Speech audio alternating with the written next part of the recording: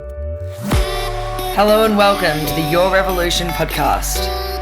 The Your Revolution podcast is a collaboration between Revolution Personal and Performance Training in Melbourne and the Me Project.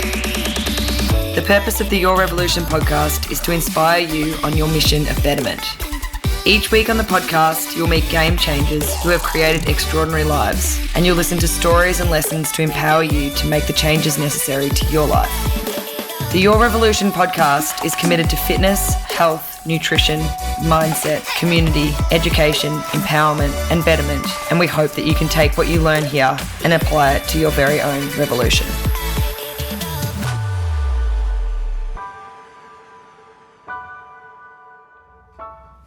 Alright, welcome here to Your Revolution Podcast, episode 106. We are here at HQ and we are joined by the lovely Marina Martic. How are we? Good, how are you? Good, welcome to Your Revolution Podcast. Thank you for having me on. No Very worries. excited to be here. Awesome. Well, like I said, we're excited to talk all health and fitness, so you ready to get into it? Nutrition, let's do it. Nutrition, yes, that's it. So we have a whole bunch of questions lined up for you, and I guess a lot of it is sort of to get your expertise, particularly on a lot of topics which I guess way out of my sort of scope, and I'm sure all the members are going to really enjoy it. Yeah. Some good words of wisdom, absolutely. Absolutely, yeah. So I guess before the best way to always start is, I guess maybe if you're able to give us a little bit of an intro into yourself and background. a bit of background, how I guess you got into the industry, Yeah. and more broadly into nutrition. Yeah, excellent. So I guess my kind of journey started when I was young. So I've been really interested in health, well-being and nutrition from a really young age. Yep. And I think my story kind of begins with my mum being quite overweight growing up. So I guess I kind of always had that, a little bit more of that empathetic approach to fat loss, weight loss, nutrition overall.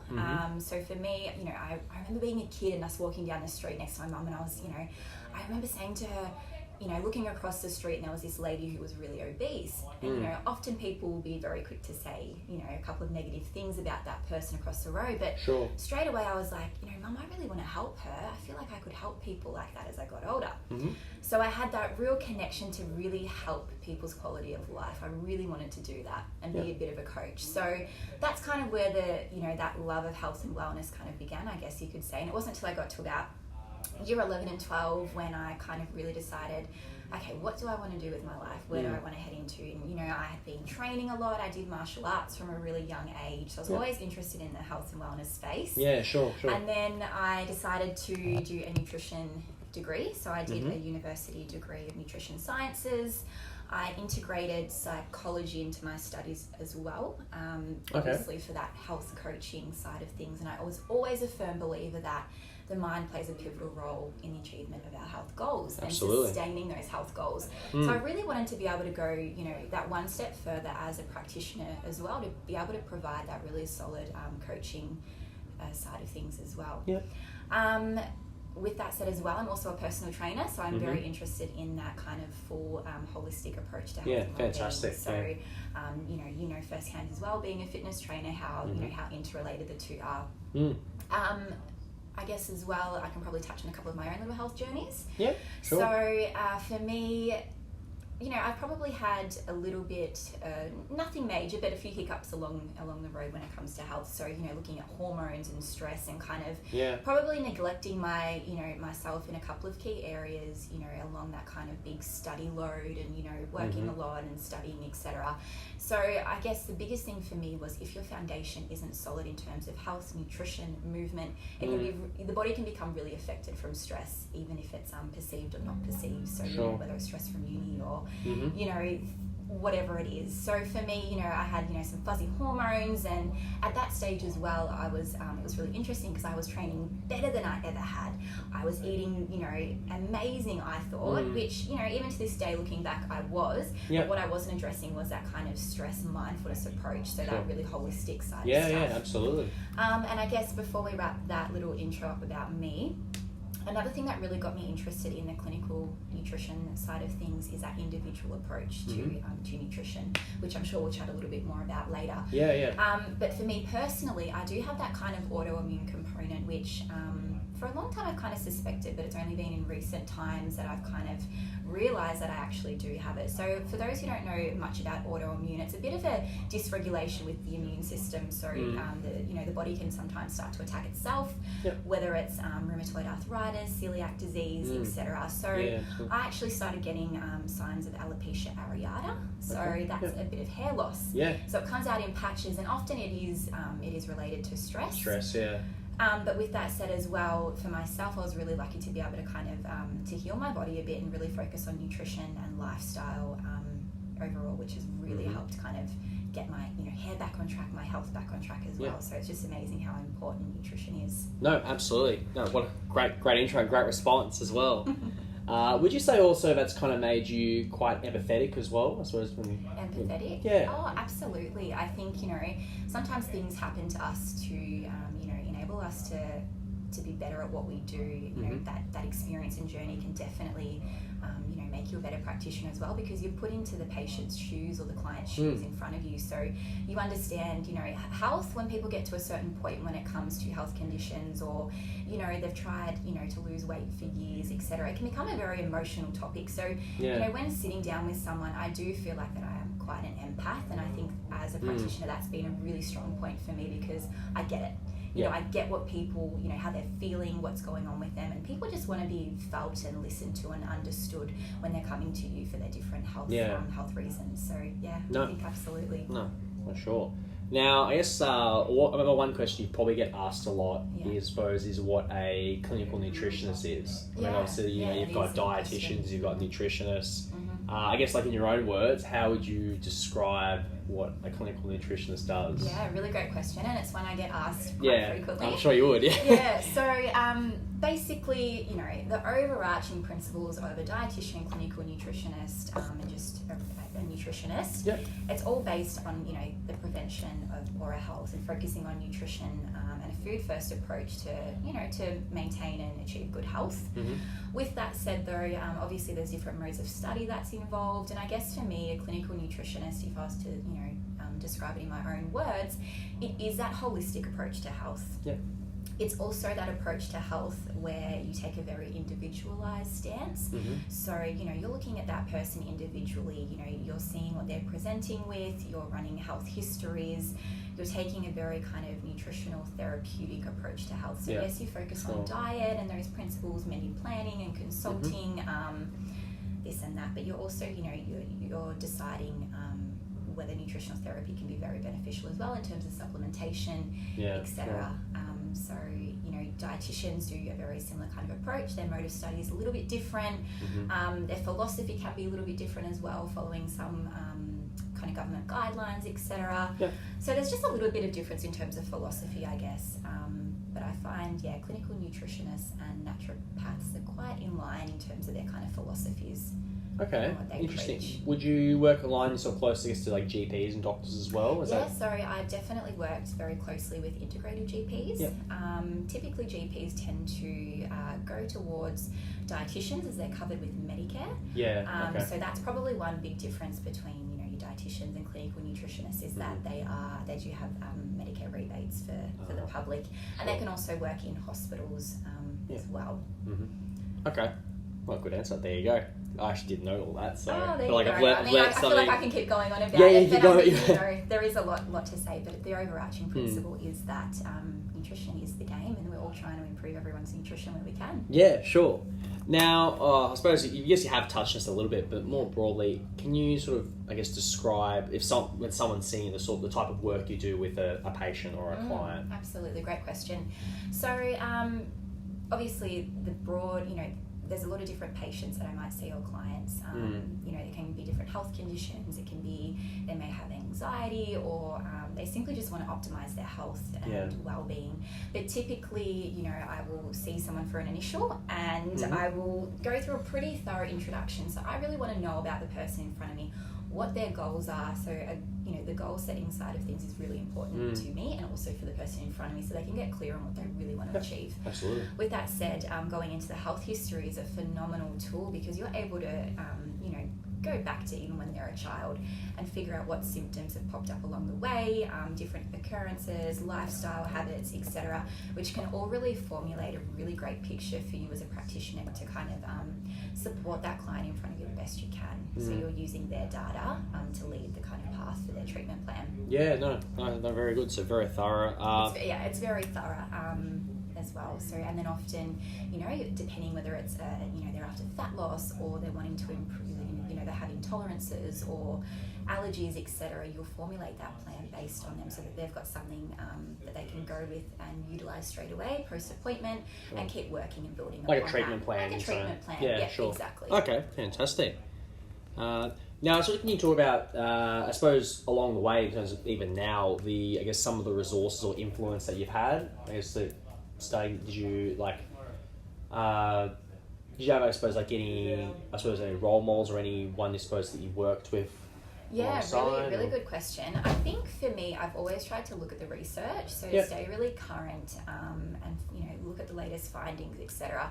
Because the one thing with nutrition, and really for most modalities in the health industry, science changes all the time. Yeah. So you really need to be up with it and figuring out what's going to be the most beneficial thing for you to be using with your patients or clients. I've definitely surrounded myself with people in the health industry. I've had different colleagues and mentors that I've worked with, which have been a phenomenal inspiration and learning curve for me as well. So it's about really getting in there and kind of, liaising with different health professionals, so that you can kind of build that network to support each other, learn from each other, but also challenge each other, because not all practitioners will have the same philosophies. Yeah, and absolutely. that's completely fine, so long as the health of the person in front of them is put first. But absolutely, there's a lot of nutritionists that I know, or naturopaths or dietitians that do have some differing philosophies, and that's okay as well, so long as they're getting those good outcomes for their patients. Yeah, absolutely. As long as it comes down to the client and the patient. Yeah, and I think in terms of resources as well, continuing study, good e-learning courses. I've done a lot of courses online, I've gone to a lot of seminars, and I just try and challenge myself and, learn as much as I can. I'm like a sponge, I love learning, and I'm always open to being challenged and learning new things. So for me, it's about just making sure that I continue that kind of process. But I think my biggest mentors and resources have been with people I've worked with and people I surround myself with. No, great answer. And I can, relate to that, being a myotherapist as well. Like, initially when I started, I actually worked with multiple sort of clinicians and professionals. And probably at the time I didn't appreciate it, but I started to realise it's actually quite a good setting when you've got 100%. So many people you can go to. You're able to really learn from different modalities as well. I mean, and I've been in the same boat where I've worked in integrative clinics and settings where, you're referring different patients to each other. You're collaborating and chatting about different modalities, such as Chinese medicine, that Eastern side of health and medicine. And it all kind of interrelates to some extent. But it's just really fascinating to learn from all of those different modalities as well. No, absolutely. Now, what advice would you give to someone that wanted to pursue a similar career or path to yours? Yeah, I think it's a really good question. I mean, I kind of really struggled with the direction of what to do once I finished uni. I was like, okay, I've got this degree, I'm passionate, I'm really ready to go. Where do I kind of begin? Yeah. So, and I think a lot of people are like that once they finish their study. I think there's probably not enough support to kind of lead, from that tertiary or different modes of study to then go into the workforce. So it would be good to have a bit of a pathway there for people, and even investing in business, mentors or people in that industry. There are a lot of programs out there that I probably wasn't aware of back then, but I know they exist in Melbourne. Yeah. Probably a lot of other places as well, so that you can get the support to then think about, okay, what now, what can I do? Yeah. I think, get well informed, chat to people in the industry, email them, rock up to clinics, depending on what space you want to work in, whether it's, the food industry or in clinics or, whatever area you're most interested in, and just talk to people, get that conversation going, learn from other people's experiences as well. Volunteer, that's always a really big one when you're studying as well. I think get as much experience as you can. And just don't be scared to try. Just jump in, try different things, because you probably won't stick to the first thing you've tried, but that's okay. It's all experience, and you only learn from that. Yeah, no, great answer. And that's actually a good little segue to my next question, because as you mentioned, you are a fitness trainer, or a personal trainer as well. I guess can you talk about, first of all, how you tie in your skills in that with your nutrition, and would you also say that's, I suppose, the more area you kind of like more focus in, more in terms of working in gyms or like a gym setting, or you try to... Really good question. I try and do, I'm doing a little bit of everything at the moment. moment. I can see that. As you know. Yeah. But for me, look, I do really enjoy working in gyms and the fitness kind of setting. I find individuals who I work with, they're really highly motivated. And I love that. I love working with high performing people to kind of, bring out their genetic potential to take them to that next level. And people often don't realize how amazing they can feel and how great they can feel by, tweaking their nutrition or their movement, etc., to just take them to that next level. Sorry, can you just go back to that first question? Yeah, no, it was just asking about how to tie in your fitness, being a fitness trainer to your nutrition. Yeah. So I guess it ties in together pretty easily. I mean, those who are interested in health and want to, improve their fitness or strength, they want to know about nutrition, and vice versa. A lot of the time, people who are interested in nutrition are interested in training. Yeah. So it does work hand in hand. Obviously, in terms of recovery nutrition plays a big part in, knowing about nutrition principles plays a big part in terms of recovery, when you're in the gym. So it's good as well because I'm able to kind of take that individualized approach. So if I feel like someone is really struggling with, the fat loss side of things, for example, I'll be able to really delve into their diet, figure out what's going on there. A lot of the time people are just, underestimating or overestimating what they're doing. It's often simple fixes, but a lot of the time, sometimes my clinical hat comes on and I think, okay, what's maybe going on with your thyroid health? How's your sleep? How's your energy? Are there things there that could be impacting your metabolisms? Do we need to investigate that a little bit further? So, you might look into getting some further blood tests done through their GP and helping them through that, or looking at getting some different functional testing done as well. So that's another thing a clinical nutritionist does, is look at functional tests that you can order for the patient to get done, to look at things like your gut health or hormones, etc., etc. Sure. Okay. Well, I know we are going to get into some of that. This is actually another good way to blend into sort of topics is supplements. So we're talking about gym work. Yeah. Now, I suppose I even first think myself, it's pretty confusing for people because you've got these days so many different supplements, so many different brands. Saturated.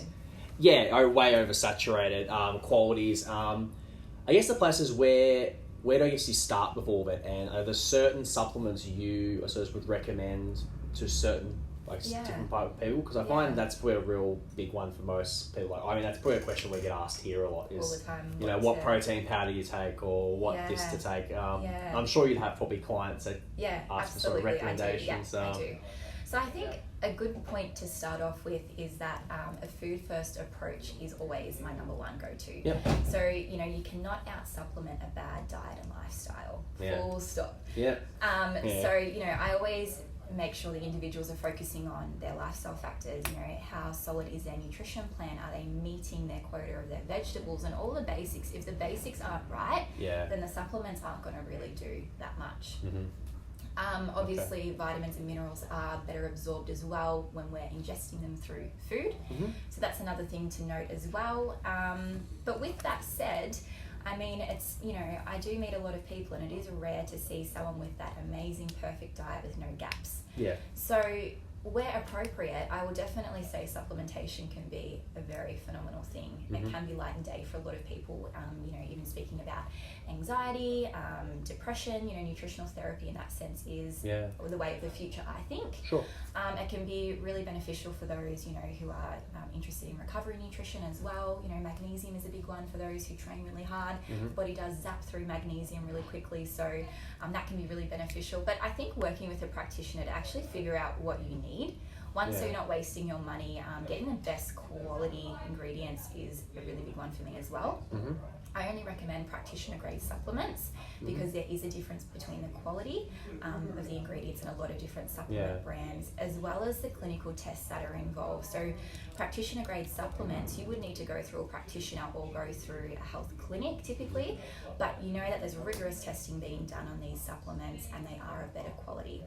Whereas ones over on the counter, they often, they can often use really cheap ingredients, which aren't necessarily that greatly absorbed by the body anyway.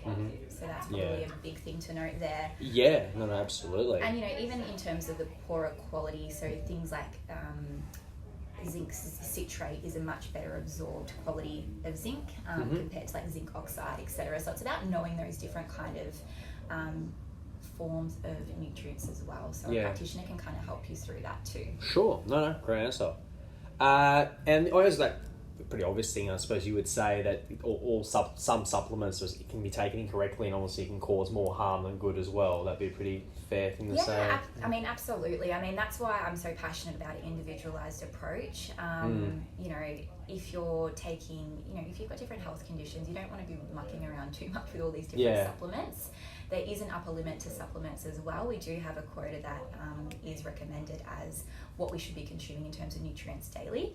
So, you know, it is important to be aware of that. And that's why working with a practitioner is so beneficial, because they can do all that hard work for you and then let you know what you need. Guesswork. Right? Take out the guesswork as well. In terms of nutrient therapy though, you know, a lot of these practitioner brand supplements can be in higher doses to really have that therapeutic effect. So then again, that's when, depending on the condition or the presenting issues of that client, a practitioner can work you through that, so you're getting a lot more benefit potentially from some supplements compared to others. Sure.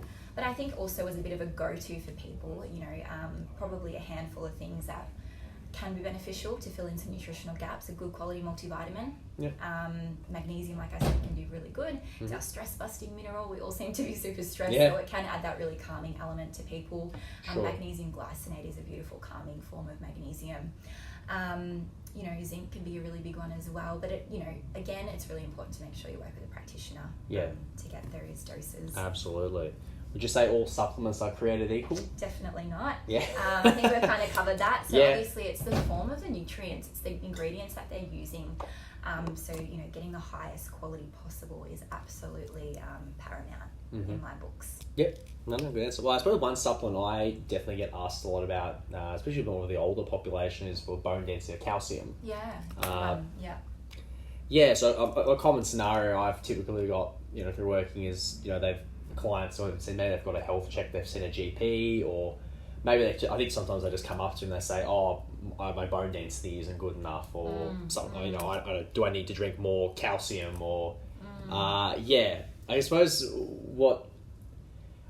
how would you approach that sort of scenarios? Is there any supplements? I mean, most people probably think they've just got to drink milk or something, but is there... I mean, that's a really good point. A lot of people just think, you know, drink more milk and just get more calcium. Yeah, something like that. So a really important thing to note is that nutrients work really synergistically together, and they're often in, you know, groups that work the best when they work together. So in terms of bone density, you know, it all begins when we're kids, basically. So in childhood, that's when you can do your best work in terms of building up that reserve for long-term gain of bone density.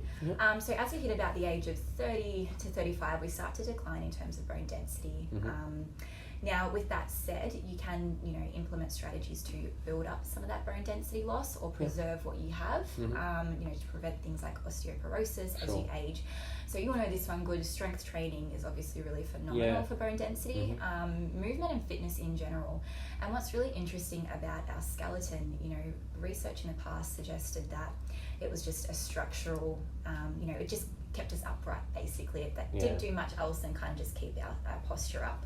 But what we know now is that it is an endocrine gland, basically, and that it sends different kind of messages around the body, such as, you know, with glucose regulation and metabolism, etc. So if you've got, you know, a solid amount of bone density and good overall bone health, that's going to be really good for your metabolic system as well, so your metabolism, etc.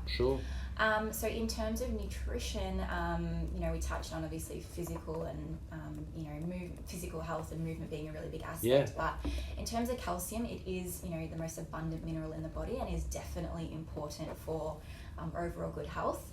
But we've also got these other nutrients. So if that's just in isolation, that's not going to be doing much in terms of really preserving good quality bone mass and structure and function and form. So vitamin D, D3 is really, really important. Research actually shows that it's the vitamin D that can do wonders in terms of maintaining good overall bone health. In Australia, the statistics are huge with I've actually read that myself, because I was surprised. I didn't think that. I mean, particularly around winter, I've had a lot of my clients come with me with really low D levels. So obviously that can impact also their, you know, their energy and their mood, etc. But obviously their bone health. So making sure that you're, you know, if you're getting a supplement, you want to make sure you're getting a really good quality one. touching base with your practitioner always as well to make sure it's right for you. But calcium combined with vitamin D, vitamin K, magnesium, even boron, vitamin C, but those first few are probably the most beneficial for bone health. And that can kind of help preserve and keep them healthy. Now, can the actual process, can it be, I suppose, rebuilt or reversed? You can definitely build upon your bone density and improve it. There is research that suggests that. So obviously your strength training, so keeping physically active is a huge one. Making sure that your vitamin D levels are up to scratch. So, be proactive with your health. Get your vitamin D levels checked through your GP. Make sure they're up to scratch. So calcium in isolation, the research suggests it doesn't necessarily do wonders for, building bone density, but when taken in conjunction with all of these other things, that's when some magic can start to happen. Sure.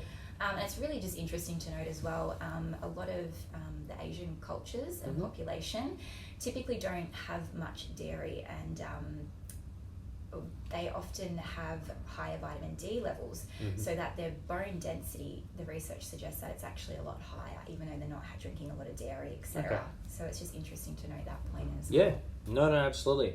Just how powerful the conjunction is of different nutrients together. Yeah, sure. Is there, I suppose, would they say, is there like some certain one, particularly supplements that you probably would recommend?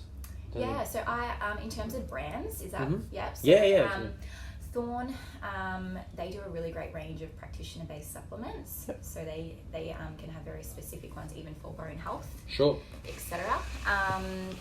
Bioceuticals do a great range, Metagenics, Orthoplex, Pure Innovation. So there are just a handful of some really great quality practitioner brands that's available. But I often say as well, you're better off going into a health food store compared to a supermarket to get your supplements if that's what you decide to do. Sure. You just know you're in a little bit more trusted hands, hopefully. Yeah, absolutely. No, good answer.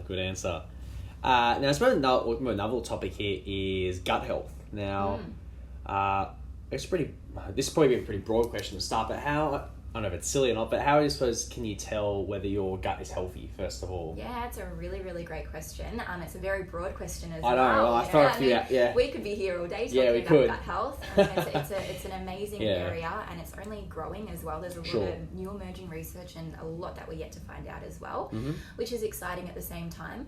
But realistically, our gut is the cornerstone of our health overall. So it is connected to basically everything. Yeah. So some signs and symptoms, if your gut health may be a little bit out, there is a myriad of different signs and symptoms, but bloating, flatulence, irregularities with your stool formation, stools in general, even things like thyroid health, skin is a big one, acne, rosacea, dermatitis, general feelings of fatigue, poor sleep, energy, there's so many different symptoms. And that's the difference too. A lot of these things can overlap into other conditions, but absolutely. It's about just really taking in that health history and that person as a whole when you're trying to determine this. But you can definitely see it's quite clear. There's a lot of functional testing you can do as well to get some pretty amazing pictures for overall health in terms of your gut health as well. And can you talk about how you're able to work with clients that have, let's say, like intolerances or allergies, or sort of the strategies that you use? Yeah, so again, it is a bit of a broad subject, but in terms, if I had someone in front of me who, let's say they had a histamine intolerance, or they didn't handle histamine very well. So histamine is a naturally occurring response in the body. So, if you get hay fever, you often have a lot of histamine kind of circulating around. Yeah, thank God I don't have that. Oh, I know. It's all starting in Melbourne now. But what's really interesting with that is that nutrition can really upregulate that histamine response as well, and then also downregulate it. So what that kind of means is that there are a lot of foods that can be naturally a lot higher in histamine. So things like your sauerkraut, fermented foods, your wine, etc. So it's not to say that you can ever go on a low histamine diet, because you basically eat nothing, and that's not sensible. But you can start to reduce some culprits. So for example, if I'm working with someone, we might look at their diet overall and figure out what's causing discomfort for certain for you in terms of symptoms, etc. Maybe work on cleaning up the diet so that they're not getting that reaction to the histamine. But there's different supplements, nutritional approaches we do to kind of help really support the body to be able to best, to reduce the symptoms, I guess.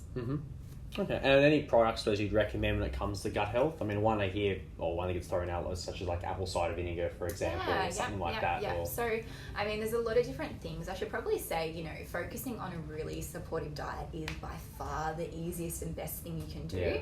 One of my favorite things and easy go-tos to tell my clients is fiber. Yep. You know, it's something that we all don't get enough of, and it's probably one of the best things you can do to support your overall gut health and microbiome. Sure. So looking at that diversity picture of, you know, lots of beautiful fresh fruit and veg, you know, I'm a big advocate for, you know, ancient grains and non-gluten grains as well, that fiber content, so like your quinoa and amaranth, etc. Just adding, you know, diversity and colour so that you're feeding your gut bugs different things to enable it to flourish. Okay, good answer. Now let's switch gears here and let's talk about detoxification. First, can you break down what it is first of all, and I guess how it comes about in the human body? Yeah, so I really love chatting about detox, and I think it's a really great thing to be chatting about. Awesome. Now. We've got plenty of questions here about it. Yeah, I mean, we could have kept talking about gut health, I but know. that's okay. We've got so much to cover today. Exactly. So we need to switch gears a little bit. Look, and it's really interesting because it's such a buzz thing at the moment. You know, coming into spring, everyone's, you know, looking at doing a spring detox and clean, etc. So when it comes to detoxification in the body, it is a natural process. So there's not one product that is just going to miraculously detox your body. It's happening every single day. Sure. So we excrete through the lungs, through the lymphatic system, the kidneys, the colon, etc. And probably the major site of detoxification is the liver. Yeah. So it's really interesting to note as well, because a lot of kind of buzz, you know, teas and supplements claim that they can, you know, really detox the body well. But a really big, and I've never really understood it, because for me, I know as a practitioner and through the research that nutrients are needed to be able to activate the different pathways within the liver to best detox and support the body. So, you know, you're always detoxing, but we do get overloaded with a lot of toxins, be it environmental, what we're eating, sugar, processed foods, you know, the chemicals and deodorants that we're using on our body. So a lot of different things can kind of put that overload and overburden on our system and our detox pathways, liver, etc. So by supporting it through nutrition, you can actually help kind of stimulate and support that process better to boost your detox processes. Okay. Now, actually, you did touch on about cleansing as well. Now, I suppose I find detoxing and cleansing, they're quite used interchangeably. You hear those words, but there's a difference. Yeah, look, there is to a certain extent. I mean, it's such a big, broad area, but ultimately, the much of a muchness. It's about kind of doing more of the good and, you know, getting rid of the bad kind of thing, or reducing the bad. So for me, when I look at detox and cleanses, I mean, there's a big hype on social media and Instagram, etc. You hear a lot of people banging on about it, but it's really about just reducing a lot of the toxic kind of burden, or that overburden of not so good for you foods, so to speak, that can kind of create that same kind of overlapping, you know, toxicity, whether it's a cleanse or a detox. So much of a muchness between the two. Okay, fair enough. And so can you talk about sort of the approaches you take when it comes to, I suppose, detoxing or with your clients? Definitely. So, I mean, naturally, you'll improve your detoxification through cleaning up the diet a little bit more, making sure that you're really nourishing the body well, you know, good quality protein, some healthy fats, lots of fibrous vegetables, colour, you know, getting in that diversity with your food is really important to naturally support your detox system. Obviously reducing your load of toxicity, whether it's in, you know, environmental, at work, your beauty products, your makeup, deodorants, like I said, and I mean, I could go on a little bit more about it. It's a lot. It's a lot of different things, but it doesn't have to be hard. You can just be implementing strategies, you know, each day to kind of just improve your body's natural ability to detox. In terms of strategy, do you sort of take the approach where you slowly implement them in, or not trying to, I suppose, just put a whole bunch of changes in? Yeah, I definitely, and it depends on how willing and how keen the client is in front of me. I mean, there's so many different people that are just like, give me everything now, let's roll with it, let's, you know, get this happening, and then other people prefer to do that slowly. So that's when that kind of empathetic point of view comes in, and I can gauge that client and see where they're currently at, as well as making sure that I provide them with the best advice of what I think is going to be great for them as well. But in terms of strategies, I mean, you know, cutting back on sugar is a huge one. You know, it does draw up drive inflammation as well. So we want to be kind of reducing that toxic load and that burden on the body to kind of give it a breather, you know. So sugar, typically, you know, I will cut things like processed foods, gluten. I tend to cut back that on some of my detox kind of protocols, and just really focusing on getting the foundations right of a really solid, clean diet. But with that said, I should kind of talk you through the different phases of liver detoxification so you can kind of understand why these teas and detox products aren't exactly amazing for us. Okay? Please. So when it comes to liver detoxification, obviously, I touched on it before, but there's different phases.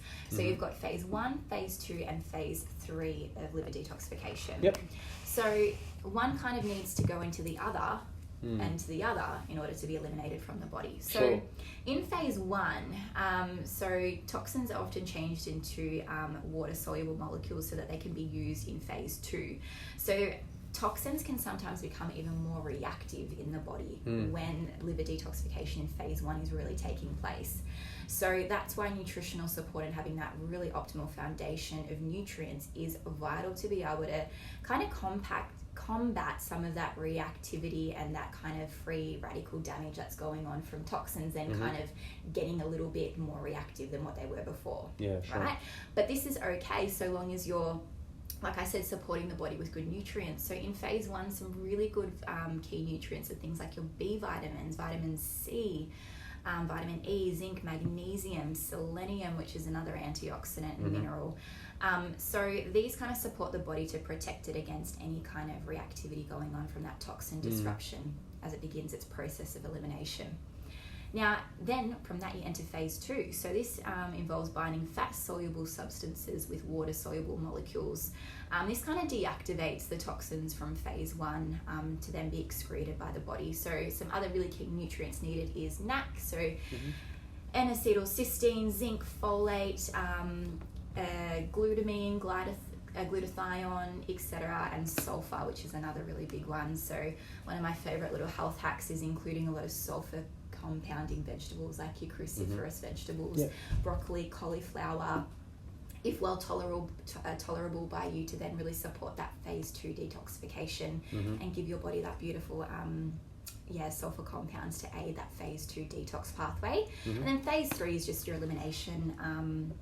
It's where all the packaged toxins kind of get together ready for elimination via bile, you know, whether it's excreted, etc., in different pathways. But yeah, some other key nutrients even for the third one is, you know, milk thistle is a great kind of liver stimulating detox addition. Glutathione again is a master antioxidant created in the liver. So as we age, that declines, so it's important to be making sure that we're looking after our glutathione, potential supplementation if necessary.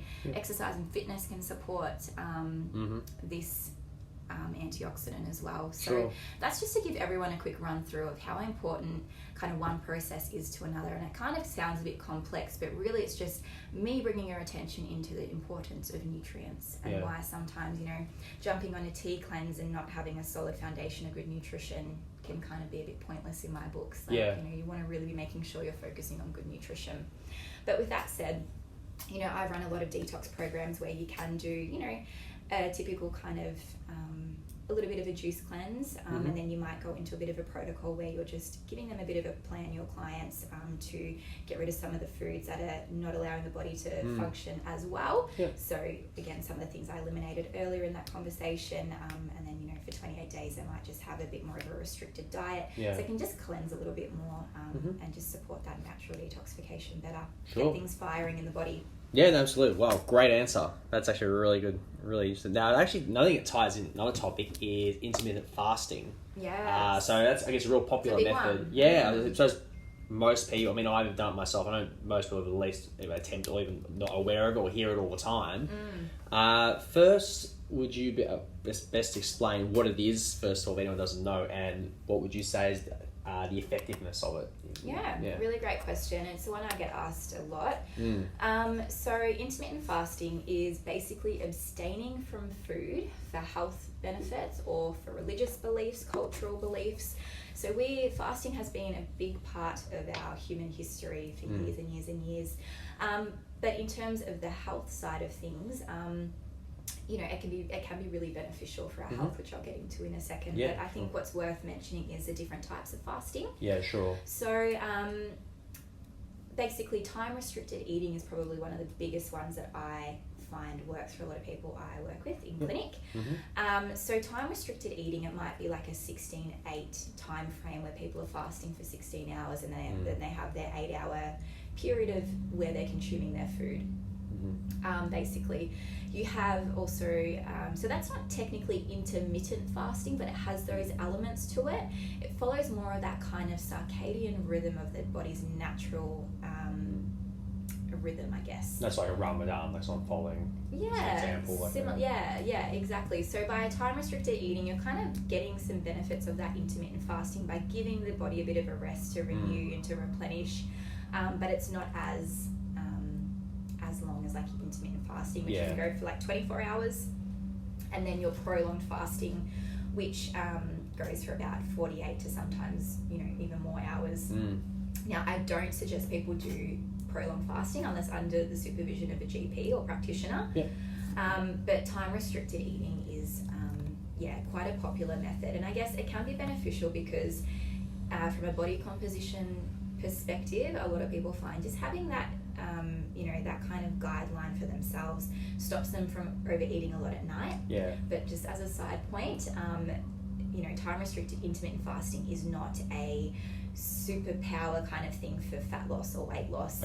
It's always energy in, energy out kind of thing, no matter what diet or approach to food you're doing. It will always come down to that. That's a good point, though. That's just just to know, because I know a lot of people think that it is the bee's knees for fat loss. And again, some people it works for them and that's awesome, but for some people it doesn't, and then you do something that works for you. Also, so obviously the body composition side of things we spoke about. Now, from a kind of cell health, autophagy, have you heard of that? No, I haven't actually. So that's a big one in terms of intermittent fasting, so looking at the proper intermittent fasting as well as that prolonged fasting. So that's kind of the cell health. So, and this is the big one with fasting that people really are enjoying the research emerging, because it's showing that that kind of prolonged fasting can help with cell renewal, so kind of cleaning out the dead cells, so to speak, and replacing them with good cells. With that said as well, it can kind of really, fasting overall can help with our glucose and metabolism, so our insulin sensitivity. And just going back onto time-restricted eating, so before we jump into some other things, that time-restricted eating, how I mentioned it works with the circadian kind of, life-wake cycle, it can be really beneficial for that kind of insulin response and becoming more sensitive to insulin as well, because, as you wake, you're more insulin sensitive in the morning, so those, when you're breaking your fast, it can be really beneficial in that sense to, consume foods then. With that said as well, it can help people sleep better as well, in terms of having that kind of shut-off period where they're not consuming foods all throughout the night as well. But then with that said, this is where individualized nutrition is important. Some people do really well having carbs, later on in the night to help them sleep as well. So it's no one-size-fits-all approach. Now, so talking about the cell renewal, that's obviously a big point of it. But what a bit of a premise with fasting as well is that by abstaining from food, you're allowing your body to kind of down-regulate mTOR and IGF-1 growth hormones to enable to kind of replenish cell health. So they can kind of they say stimulate. So they are important mechanisms in the body, for muscle synthesis and growth, etc. But research does suggest that it may also impact things such as tumor growth, etc. So by down regulating them for a period of time, it can be beneficial for our health. Okay, it's interesting. So fair to say it's a pretty case by case approach. Would you? Absolutely. I mean, it's not for everyone. And some people who do it absolutely love it. They can feel a lot more energized after a fast, feel absolutely amazing. But with that said, it's definitely not something I would say someone has to do. Personally, I don't do prolonged fast. It's something I might do for myself in the future. I kind of probably follow a little bit more of a time-restricted eating pattern, but with that said, it's not every single day. Yeah. You know, I think for people it's really important to get the basics right. If your lifestyle isn't right and your basics aren't right, overall health won't be as good no matter how much fasting you're doing. Yeah. No, good point. Good point. Now, I suppose what was I almost lost my train of thought. Sorry, I should actually, sorry to interrupt you, but I Yeah, should of course. mention as well, I get a couple of little questions to do with intermittent fasting, whether coffee is okay or whether how to break the fast. I think the listeners might be interested in that. So that is actually, those who are I'm interested curious about that actually myself. Yeah, so. It's an interesting topic. So obviously when you're breaking a fast, it is a good idea to have protein and a little bit of carbohydrate. Okay. Now, I mentioned before mTOR and IGF-1 as a mechanism in the body, so that kind of growth hormone perspective. So now I mentioned there's a good point to it and a not so good point to it, but once you down-regulate those two mechanisms, you do want to up-regulate them for new cell health and new growth of the cells. So amino acids, protein actually helps stimulate IGF-1 and mTOR, so that growth response. So by breaking a fast with having a bit of protein can be really effective, as well as that a little bit of carbohydrate as well. But with that said as well, after not eating for a little bit, you might find breaking into some easier to digest foods may be beneficial. It might be too much on your system to just jump in and have a steak or you know, something that requires a little bit more digestion. Absolutely. So you know, smoothies, soups can be another really good one. But yeah, that's just a quick little tip there. And obviously coffee I mentioned as well, whether that's okay. Look, the research does show that you know, if you're having coffee with milk, for example, your almond milk or your oat milk or whatever milk you're doing, it is camel milk, as we were chatting about the other day. I haven't tried that yet, but begin to buy. So that is calories basically. So there is some you know, some form of breaking of the fast there that is happening. So but typically the research shows that you know, your black coffee may be okay.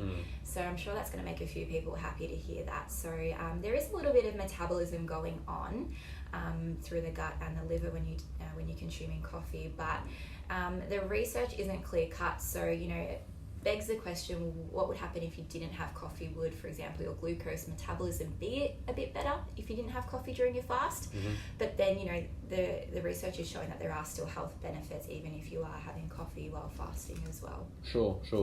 Now, would you say, are there any, I suppose, contraindications for someone was to do fasting, or was there certain conditions, or that would you say? Well, obviously diabetes, etc. Would be a no-go zone. I wouldn't recommend that. And that's why it's important to touch base with a practitioner if you do have blood sugar dysregulation going on. But I mean, fasting can be really great for those who do have, you know, who are overweight and obese, who want, you know, some metabolic syndrome issues going on, to help kind of regulate and support that insulin sensitivity again. Because as we know, insulin resistance can occur.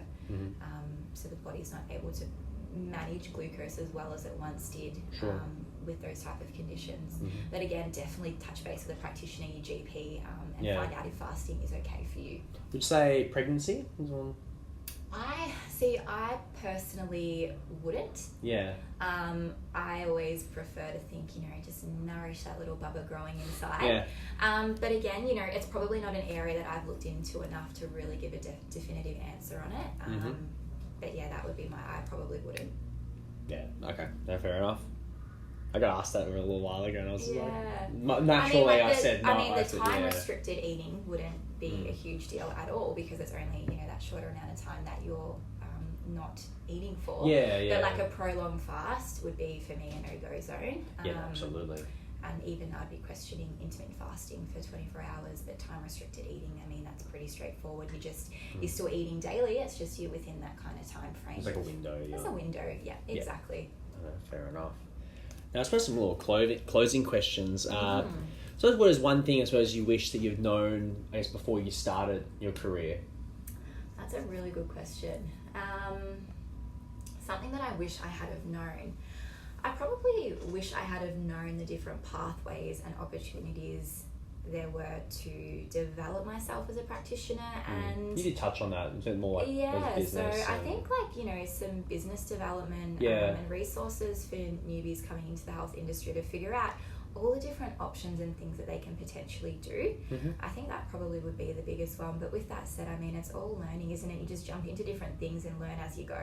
Yeah. And sometimes that's just life. That's just what happens. But, Absolutely. I mean, you know, it would be, you know, a cool concept for there to be a little bit more mentoring for those, you know, entering the health industry, I guess. No, good point. What would you say, I suppose, is your biggest failure, and how did you, I guess, learn from it? Biggest failure? It's another really good question. Doesn't have to be able to work or career related. It could be anything. Yeah, I think sometimes, you know, and I think this is why I'm so passionate about the mindset picture for a lot of people, because I think for me, that's probably one area that I've struggled with a little bit myself. So keeping myself in that really clear, you know, productive mindset for myself. So I think as practitioners, at times you can neglect yourself in terms of your own needs, health and well-being. I mean, personally, I love to practice what I preach. I don't feel relatable unless I am. But there has been times 100%. along the way that I think, you know, you're helping everyone else, but are you also helping yourself to the best standard? So I think for me, you know, not that it's a failure, but it's something that I wish that I had have paid more attention to along the way. And it's a work in progress. I mean, we're all working on ourselves each and every day to try and be better and better. Sure. Probably another thing is just that belief system, believing in yourself enough, you know, and I think that's stemmed from me as a child, really, just believing in myself enough to achieve amazing things and challenge myself and know that I have the ability to do it. I think we can all sometimes get stuck in our head. Are we good enough to do this? Can we do, can I do it? And I think, you know, bloody oath we can. We just have to believe in ourselves to do it enough and push through that barrier. Because what's the worst thing that can happen? You just learn from it. Absolutely. You know, it's how you grow. And I think for me, there has been times where I have jumped into the deep end when I didn't think I could possibly, you know, to do something. And it's been the biggest thing for me as a person and as a practitioner to grow from. Yeah, good answer. Good answer. Now, so another thing, because like I said, it sounds like you got a lot on your plate. You know, you're a personal trainer, work-life balance. I suppose what is your key, I suppose, to how you're able to, I guess, not only tie everything in, but I suppose, balance everything? It's a really good question. I mean, and it is really, really important too, because we all are juggling a million different things, but it all comes down to priorities. How much does health mean to you? How much does your well-being mean to you? How much does it mean for you to be your best self, to really unlock your genetic potential to be the best you can? So in terms, you know, and for me, that's really important. You know, I've always had a big importance around that. So in terms of organising it for myself, I need a plan, I need a bit of structure. I do really well with routine. Sometimes that's not the case because at the moment I am doing a lot of different things. Sure. And that's okay. But I think, you know, meal prep for me is a really big one. Making sure that I exercise and remain, you know, physically active throughout the week daily. I mean, that is so amazing for my mental health, as you know, as a trainer as well. If you're not training, and your clients will probably tell you the same thing, you know, you don't feel mentally as good as what you could. No, absolutely. You know, with that said as well, nutrition is a big one for me. So I touched on earlier in the talk as well about optimal foundation. So your body's able to handle a lot more stress and a lot more going on, you know, with you and on your plate if your nutrition is up to scratch. If you've got those nutritional elements there, you can create this foundation that kind of gets you through that little bit better. Whether it's stress coming from work, family, kids, balance, etc. So focusing on good nutrition in terms of, you know, food. Hydration is a really big one for me as well. I need my energy to be high, so focusing on getting, you know, 2 to 3 litres a day is really important. But yeah, it's just really that, just prioritising, really. That's what it comes down to. Prioritising you. Prioritising me, It's making sure that I get the stuff done as well. It's really important. No, that's a great point, because I've even gone through times as well. It's probably the most frustrating when I'm, like, for example, not exercising, when you work in a gym, for example, 100%, and then you're not even training or exercising. Like, you're literally in there, but you're not doing it. And it comes down, you know, and it's, you know, deep down you want to be doing it. It's just sometimes life gets in the way, but it's just about taking a step back, having a breather, and just reassessing, you know, what are you doing to really optimize yourself as well. Rejuggle things, you know, set non-negotiables. That's a big thing I tell my clients. Great one. You know, if you don't have time to go for a walk or meal prep, I don't believe you. You know, set those non-negotiables, like a meeting you would not miss at work. Tuesday night, 1 hour, hit the gym, go for a walk, take a salsa class, do something that you bloody love, and get that in, because because it's that consistency piece. You know, don't be black and white thinking that you need to have a perfect day. Just do a little bit each day, get that consistency happening, because that's what maintains good health. Great answer. And another one too, be happy and try and stress less. I think that's a really big part of good health and overall well-being. Absolutely. You know, I like how you chucked the salsa in there. That was a reference to you. I thought that was definitely a reference. I was like, that was definitely a reference. Very good. Now, here's a little curveball question I like to throw around every episode. Here we go. So, because hopefully one day you will be a podcast host yourself, but let's say you are the podcast host now. What would you have asked yourself that I already haven't asked you? Oh my goodness, there are so many things we could chat about and that I could say in terms of topics. But I guess maybe, I think we were kind of touching on it a little bit about kind of how to just implement it. You know, there's so much information that gets thrown around. Yep. I think, an ideal kind of day, get up in the morning, get a good quality night's sleep. So just focus on some basics. So, you might have asked me, what does an ideal day look like for you? What are you kind of eating? What are you kind of doing in that sense? Yep. So some practicality, maybe, so obviously sleep is a hugely important thing. And I think, you can be having the best diet, in the world, eating organic, nourishing yourself like you wouldn't believe. But if your lifestyle isn't right, if your stress isn't right, you're not going to be absorbing and assimilating all of these amazing things and nutrients if you're not focusing on that holistic approach. Yep. So do things that make you happy, focus on that lifestyle balance, get up in the morning, set your intentions, do something of a health habit that you resonate with that's going to really set the tone for the day, whether it's journaling, whether it's a workout, whether it's, Mm-hmm. First thing in the morning, having a nice glass of water with some lemon or some ACV, apple cider vinegar, if you're into that. Yeah, sure. Breakfast isn't essential. People always ask me that, but I find for a lot of people setting the day out with a healthy breakfast can be a really good thing. Yep. So nourish yourself, whether you're having leftovers, a smoothie, an omelette, a grain-free granola with some coconut yogurt, whatever it is. Yeah. Start your day off well. Sure. For lunches, be prepared. Try to get into a habit of planning. Some of my go-tos are leftovers. I'm a big one on that because I like to be time savvy. So meal prep and leftovers are always a good thing. Pre-preparing salads. Some diced chicken that I've cooked with some roasted vegetables. So I can spit it out. Is another really good one. Packing some go-to snacks, getting up and moving throughout the day, getting that incidental movement up, hydrating well, and just doing something fun in the day as well. I mean, life's short, let's enjoy it and just try and be happy as well and do things to make us enjoy life as well each and every day. It doesn't have to be a constant grind. Yep, absolutely. I like to talk the leftovers one. I have this, my older brother had this rule when we lived together where whenever we cooked food, it was always cook once, eat twice. 100%. I use that philosophy. Yeah. And I have a European background, so I've always, so my family's Croatian and I've always loved food. Yep. I'm a big foodie. But we cook a lot of food. Yeah, you don't waste food. We don't waste it, but we cook a lot and almost too much. So I naturally overdo it and then I'm just like, great, leftovers, easy, done. So last night we, what did I make? I made like a healthy cottage pie and ended up having leftovers for lunch, which was fantastic. It always tastes better as well. It does, because the flavours marinate. Yeah. So there you go. There we go. I was going to say, why is that when they're the nutritionist? There you go. All right. Well, those, before we close off, where can our listeners connect you online, or how can we reach you? Yeah, really great question.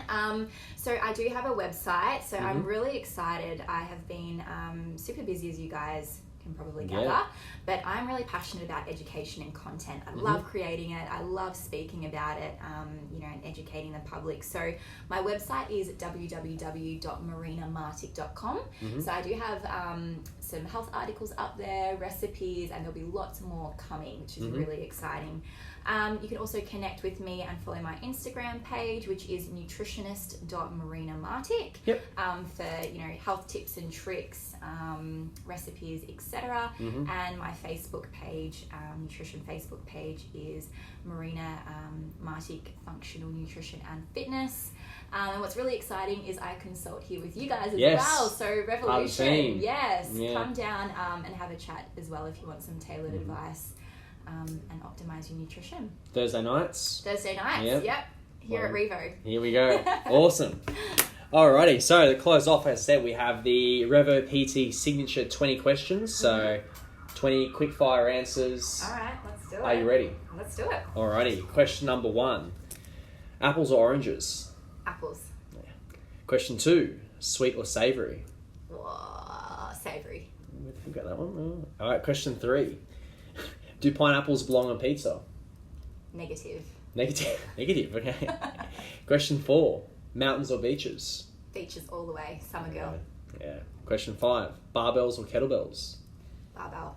Nice. Question 6, 3 things that you can't live without. Oh, that's a really good question. 3 things I couldn't live without. Yeah. Oh gosh, that's really opening up my analytical brain's just thinking about now all the different things that I couldn't live without. Look, I'd probably say, laptop is, I don't like to say technology, but it is something I use daily, phone to connect and consult and all that kind of stuff. I couldn't live without good nutrition, let's just throw that out there. Good quality food and water. I'm very grateful to be able to have access to all of those amazing things. And probably my family and friends. Yeah. Very generic, I know. But, good answers. Yeah, very good answers. We'll take it. Question 7. Favourite sports team? Look, I'm not a huge kind of sport team kind of person, but I'm going to say the Pies. I might get some upward turned noses, but I am a Dirty Pies supporter, so... In black and white as well today, so there you go. I was very shattered about the loss the other day, but that's not what it is. It's alright. Yeah, it is. Alright. It is what it is.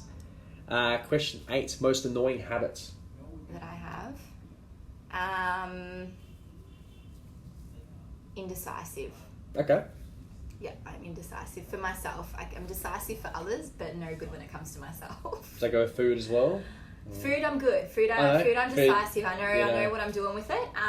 But when it comes to some decisions, I've had a lot of people say, "Oh gosh, Marina, you're indecisive." I'm like, I know. No, yeah. There you go. Question 9. Favourite movie? Oh, favourite movie. Oh gosh, I don't really have a favourite movie as such. I like Denzel movies. Yeah. I have to say. Great movie. Yeah. He's great. Oh gosh, I can't even really think off the top of my head. Man of Fire, Training Fire, Day. I like the drama action kind of movies. They suck me in. American Gangster is actually one of my favourite movies. movies. That's a very good movie, I have to say. Yeah. There you go. So we'll say anything with Denzel Washington? Yeah, I don't mind him. Yeah. I like a bit of Leonardo DiCaprio, Brad Pitt, Yeah, well, those type of movies are always good. Yeah, very good. Alright. Question 10. Favourite song? Oh my god, favourite songs. This is where the indecisive Marina's coming out now. Can I just give you, look, I'm just going to say a bit of genre of music. So I like R&B, hip-hop, types of music. Okay. Let's go with that. We'll go with that. That's fine, mate. Question 11. We'll go back to food here. Burgers or tacos? I'm probably going to say burgers. Okay. Very good. Any particular one? Any chain or any... Not really. As you can imagine, I tend not to go for them too often unless I'm making them myself. But I'm going to say as long as it's grass-fed beef. Yep. All right. Very good. Question 12. One word to describe you. Passionate. Okay. Good answer. Question 13. What 3 things... I like this. We have 3 all the time. What 3 things would you take on a desert island? Oh, okay. Great question. Water. Yep. Good water. Maybe some electrolytes in the water. Yeah. Optimal hydration of the cells. I'm going to say food, if I'm allowed to, if I can say that. Yeah, sure. And I might as well take some gym equipment or something just to keep myself occupied. Yeah, keep busy. Sure, absolutely. Well, you're on an island. Let's get a squat rack in there. Yeah. Get some squats out. Very good. Question 14. Favourite holiday destination? Look, I mean, there's so many areas in the world I'm yet to discover and travel to, but anywhere where there's a beach, tropical, relaxing, I would be up for. You're up for? Oh, good answer. Question 15. Here's a good one. Signature dish. Oh, Well, I really love cooking. I'm really passionate about cooking, and I find I'm quite relaxed when I cook, so it's a good little meditation thing for myself. Yeah. Signature dish, I have to say, my immune boosting soup. Mm-hmm. Every time I make that for any person, soup, they absolutely love it, and they feel really amazing when they have it. They Okay. say.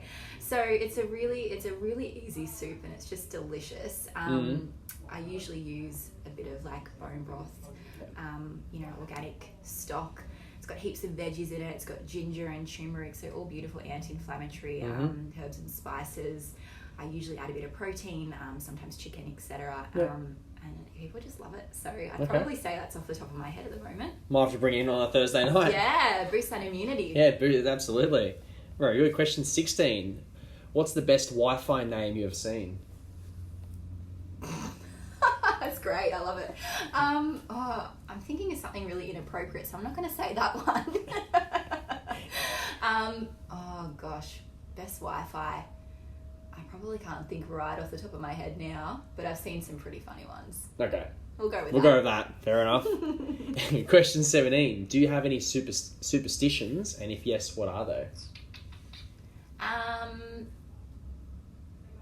Not so to speak. I think, we can go with the whole karma thing. I think, being a good person, you get back what you put out. So, my philosophy is just to try and be the nicest, best person I can be. Probably say karma. Nice. I like it. Okay. Question 18. What makes you bored? Oh, I need to use my brain. So I don't like...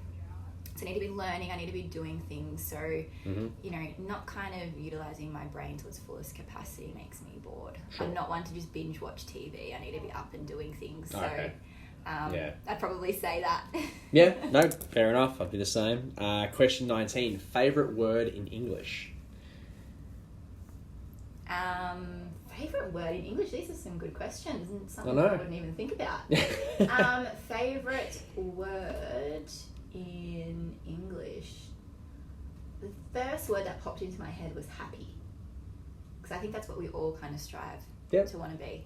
I like it. That's a good one. Yeah, let's go happy. All right, question 20 to close it off. What is the most ridiculous fact you know? Oh my goodness, ridiculous fact I know. Let me think about this. I'm sure you've got a few. Oh, you know what? I've probably got a few, but a little bit of sleep deprivation is kind of shortening the neurons in my brain at the moment. Craziest fact I know. I've got completely blank. Have you got one for me? No, I don't actually. Blank as well. Oh, I'll have to get back to you with that one. All right. I'm trying to think. Craziest fact. Give us a nutritional one then. Maybe. All right, you want a nutrition fact? Let's go a nutritional one. Okay. So, there are so there's many one I'm trying to filter. Give me a topic. Okay, I'll give you something that we've spoken about with. Yeah, I was going to say maybe one of the topics. With kind of detox. I was talking about cruciferous vegetables, right? Oh, you were, yes. Okay, so your broccoli, your cabbage, your cauliflower, etc. So let's say to really boost their kind of health properties, adding mustard seed powder on top of them when you're cooking them activates the sulfur compounds, and research does show that they may have some anti-cancer fighting properties. So adding mustard seed powder. That's a good fact. Actually, I like that. It's a bit different. I wasn't expecting that. That's actually a really good one. That just popped in my head, but I know. There you go. Just had to think of a nutritional one. Then we got one. We got one out of all that. All right. Well, thank you very much for being on. Like I said, this is episode 106 of Your Revolution podcast. So you can find Marina here at Revo on Thursday nights. And obviously it can be found on your Instagram, your website. Yeah, website as well. So just again, it was www.marinamartic.com. Give my Instagram page a like as well. It's nutritionist.marinamartic. I do have a Facebook nutrition page as well, which is Marina Martic Functional Nutrition and Fitness. Boom. Done. All right, awesome. Well, we'll call it there. And thank you for tuning in, and we'll catch you next time. Thank you so much for having me. It's been fun. Yeah, absolutely. Until next time. Plenty more topics. Absolutely. Alrighty. Signing off. Thanks, guys.